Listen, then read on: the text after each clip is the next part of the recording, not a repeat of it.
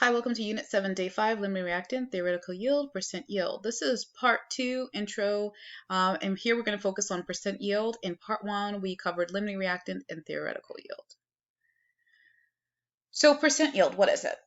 As you may know, cooking and reactions are not 100% perfect. So let's say, for example, you follow a recipe that's supposed to make 12 cupcakes, but you only get out 11.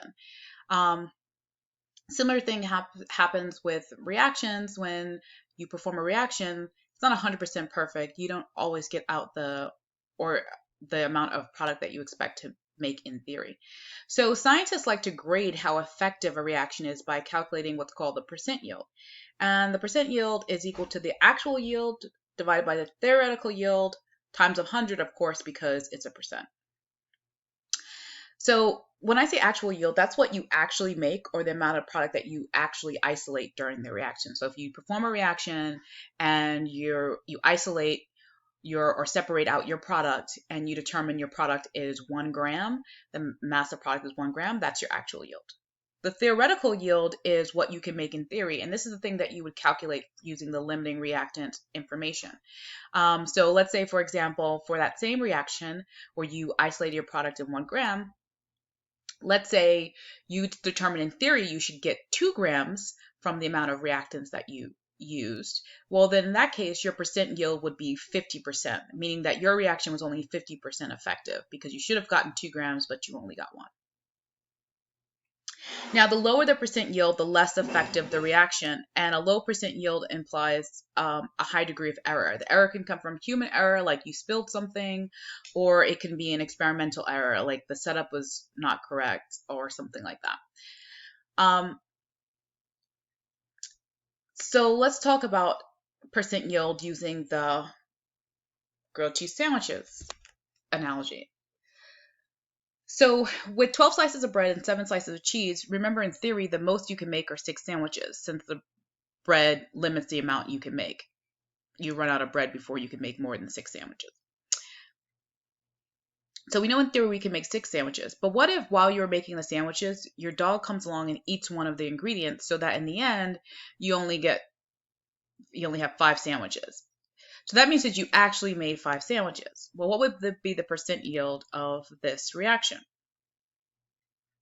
Well, it's actual over theoretical. So since you actually only made 5 sandwiches, but in theory with the ingredients you started off with should have made 6 sandwiches, you would do 5 divided by 6 times 100, and that would give you 83.3%. Now, that's an example with cooking. Well, what about in reactions? So going back to our example with the reaction of N2 and H2 to produce NH3. So if you combine 4 grams of N2 and 2 grams of H2 to make NH3, and you isolate 3.55 grams of NH3, I want you to calculate the percent yield of NH3. So you got 4 grams of nitrogen gas, 2 grams of hydrogen gas, and you're making ammonia. And you do this, you mix them together, and what you actually isolate is 3.55 grams of the product of NH3. And they want you to calculate the percent yield. Well, to do that, you need to know the actual and theoretical yield. Your actual yield is what you isolated, so the 3.55 grams. And your theoretical yield is what you found out before, that the least amount between the two products that you have here is 4.87 grams. So that your theoretical yield, which you found out in the part 1 reaction, goes to the bottom. So your math would be 3.55 grams divided by 4.87 grams times 100, and that will give you 79.2%. All right, now it's your turn, and you're going to try it with this CFU. So let's say if you combine 15 grams of lead nitrate and 10 grams of potassium iodide, and you isolate 11.1 grams of lead iodide, which of the following shows the correct work for calculating the percent yield for this reaction? So here's our equation for percent yield: actual divided by theoretical times 100. So you need to find the actual and theoretical yield from this information. And then you're going to choose one of these equations here, A, B, C, or D. Go ahead and pause the video now. When you press play again, the answer will be revealed. So the answer here is choice C. The theoretical yield is the it's the 13.9 grams, and the actual yield that we have is 11.1 grams. And what we do is we would plug that into the equation, actual divided by theoretical, to get the percent yield. Now, a couple things. How do I know that that's the actual yield? It's telling because it tells me I isolate that amount of lead iodide. It could also say something like what you actually made, or in your data you determined, or something like that. So that's what you actually got.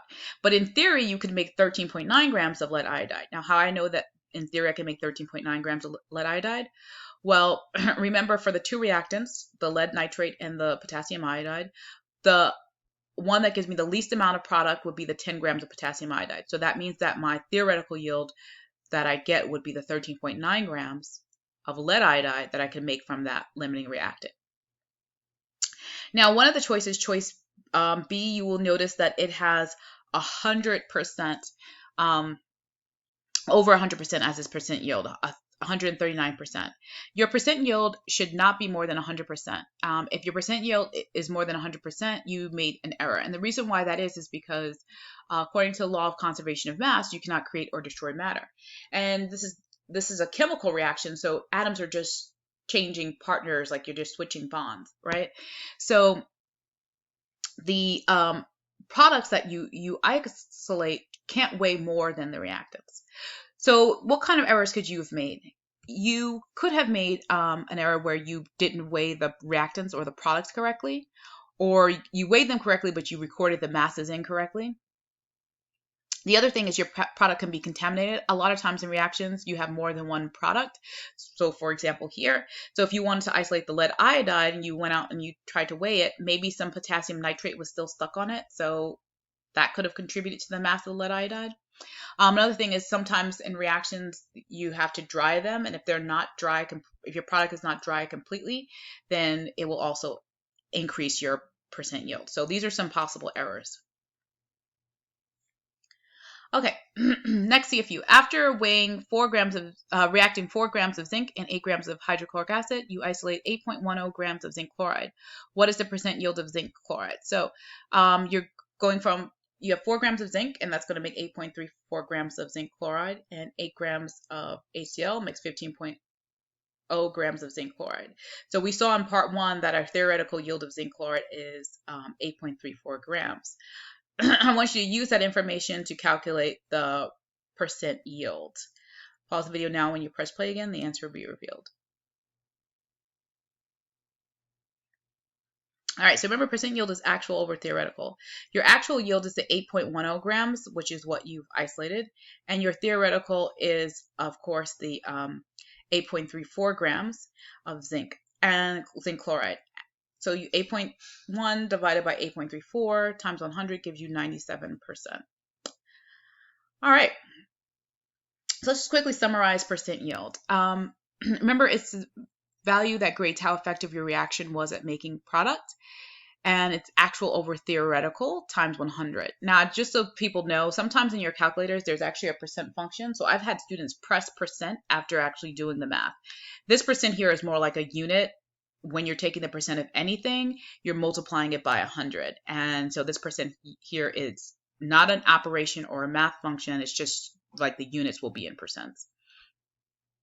All right, so to be clear about what the percent yield is, actual is the amount of product you actually make or isolate. Theoretical is the maximum amount of product you can make if the reaction is 100% perfect. So the actual they'll give you in the problem, and the theoretical you'll actually need to calculate this. And you'll see that when you do the example problems later. The percent yield, remember, cannot be more than 100%. If it is, you've done some sort of error, and so you want to think about what errors that you could have made that made the mass of your actual yield higher than it should have been. And also, the lower the percent yield, the less effective the reaction, so the more errors were made. So the error could be a human error, something that you did, or it can be in the design of the experiment, an experimental error.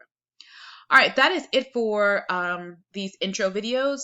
Your next steps are to go on to doing some problem solving. So we covered the conceptual understanding here. You're now going to do some problem solving work on this. All right, folks, have a quality day.